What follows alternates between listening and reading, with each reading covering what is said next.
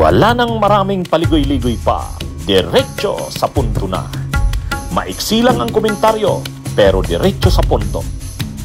Maraming kuro-kuro, may tiwali, may totoo. Dito, sa Puntong Diretso tayo.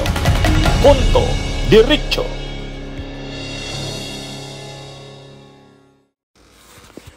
Diretso tayo sa punto, mga kabunyog, mga kababayan. Si Harry Roque, nag-live siya. Alam nyo, minsan pinapanood ko rin ang mga live ni Harry Roque kasi sa sobrang tabil ni Harry Roque, naglalabas siya ng mga impormasyon kung anong mga nangyayari sa kanila na mga DDS. O tulad no, nagrally sila doon sa The Hague, sa the Netherlands, yung birthday ni Sarah. O nagsalita si Harry Roque doon. Ngayon, matapos yung rally na yon, nag-live si Roque. Mayroon siyang kinikwento. May nangyari pala kay Roque sa rally ng mga DDS sa The Hague. Ano yon? Galing mismo kay Roque, ang sabi niya, pinapatigil daw siya. Pinapatigil. Habang nagsasalita siya, nasa kainitan siya ng pagsasalita, may sumisinyas. Yung sinyas na time is up. Hindi niya raw kilala yun. Pero sinisinyasan daw siya na tama na. Parang pinapatigil na siyang magsalita. Pero ang sinasabi naman ni Roque, hindi pa naman siya natatagalan magsalita. Bakit siya pinapatigil? Ngayon, nalaman niya na ang posibleng dahilan noon, dahil nga, pag nagsasalita siya, mainit siya sa Marcos. Anong mainit siya sa Marcos? Talagang iniinsulto niya ito, yung kanyang painsultong mga bangag, ngiwi, budol. O di ba? Ganun si Roque. Ay may instruction daw sa kanya, may instruction daw pala noon sa rally na yon na walang mang-i-insult, walang magbabangag-bangag, walang magbubudol-budol, walang magngingiwi-ngiwi kasi masyadong na yon, kumbaga foul na insulto sa Marcos. Panoorin niyo mga kabunyog, mga kababayan. Now, meron ding mga behind the scenes na nangyari nung ako'y nagtatalumpati. Meron kasi dong isang volunteer na kakilala ko naman at akala ko close ako sa kanya. Pero talagang sandaling-sandali, sa simula pa lang ako dahil nagsimula ako dun sa bangag, no? Ngiwi at butod, ay pumupunta siya sa harap ng entablado at nagsasign ng X na parang pinapatigil ako, no? So anyway, hindi ko siya pinapansin dahil alam ko naman na napakaikli pa lang na panahon na ginugol ko sa pananalita. So imposible naman na senyas yan na napakatagal na ako nagsasalita. It turns out talagang pinapatigil nila ako dahil meron daw nagsabi na hindi daw dapat ako magbangag dahil birthday celebration ni Inday Sara.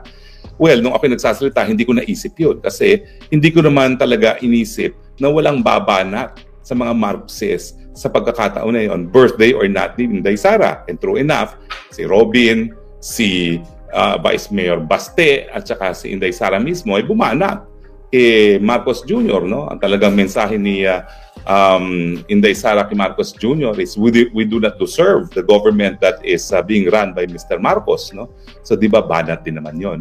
So hindi ko alam talaga kung meron lang talagang sa kampo ng mga Marcos na gumamit ng tao na nagpapapigil sa akin magsalita or talaga lang sabi nila, staff daw mismo ni VP Sara ang nagsabi na huwag magbangag-bangag dun sa okasyon na kanyang birthday.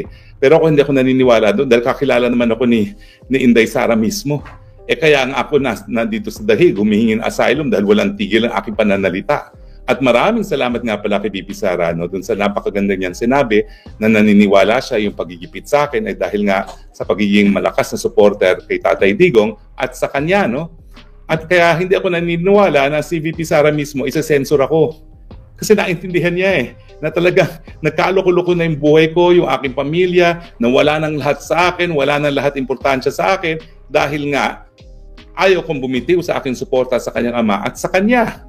So bakit naman si Inday Sara pa magpapasensor sa akin?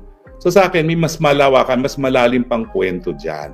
Siyempre, may mga ibang teorya dyan na baka mayroong secret supporter talaga mga Marcos doon sa organizers na talagang pinipigil ako dahil alam nila na napapalasing itong si Liz Satanas kapag ay napapanood na nagbabangag at saka lalo na yung butod-butod, no? Ako naman, ba't ko naman ititigil yan? kinasuhan na nila ako na walang saysay, na non-bailable, sinira na nila ang pamilya ko, sinira na nila ang buhay ko, at least mamatay sila sa galit sa akin, sa inis. Dahil hindi ako titigil sa bangag-bangag, ngiwi-ngiwi at butod-butod. Kumbaga dahil birthday ni Sara, wag daw munang gamitin yung ano na yon. Pero sabi ni Roque, siya daw, hindi daw siya nagpapapigil noon. Kasi yun daw ang pakiramdam niya eh. Yun talaga yung totoo niyang nararamdaman. O. Kaya sabi niya, siya, tuloy pa rin siya.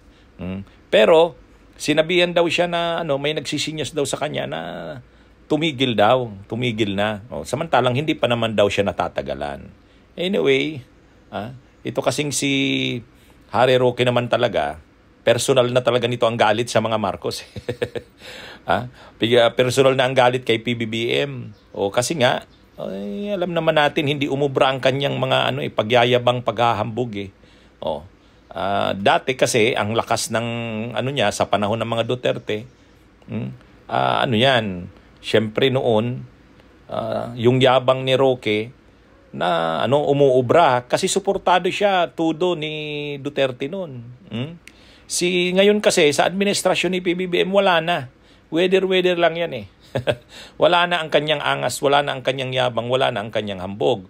At aside pa doon, ang dami niyang kasong kinakaharap. Lalo na yan, walang bail yung kasong kinakaharap niya, qualified human trafficking.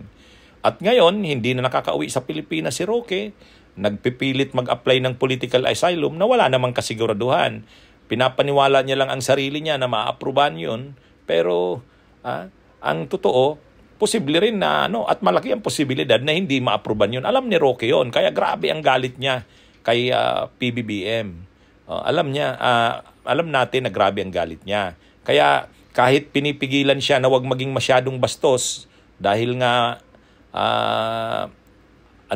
birthday daw ni Sara at saka maraming nagko-cover na media baka mabastusan sa rallying ginagawa nila, hindi raw siya nagpapigil, sabi ni Roque. Anyway, may ganun palang drama si Roque sa rally nilang mga DDS doon sa The Hague. Okay po. Okay. So, magandang araw po sa inyong lahat, mga kabunyog. Basta po tayo. Asahan po ninyo si Atty. Ricky Tumutorgo, si Atty. Enzo Recto. Tayo po. Kung anong totoo, yan ang sasabihin natin. Kung anong tama at para sa bayan, yan ang ating ipaglalaban. Kung ano ang mali at tiwali, yan ang ating lalabanan. Okay? Magandang araw po sa inyong lahat. Mabuhay po tayo, mga kabunyog, mga kababayan. Bunyog, bunyog, halikan na kasama ka. Bunyog, kapag buklod ay may pag-asa. Luzon, Visayas, Mindanao, isa ang pananaw. Sa bagong Pilipinas ang bunyog isisigaw. Bunyog, bunyog.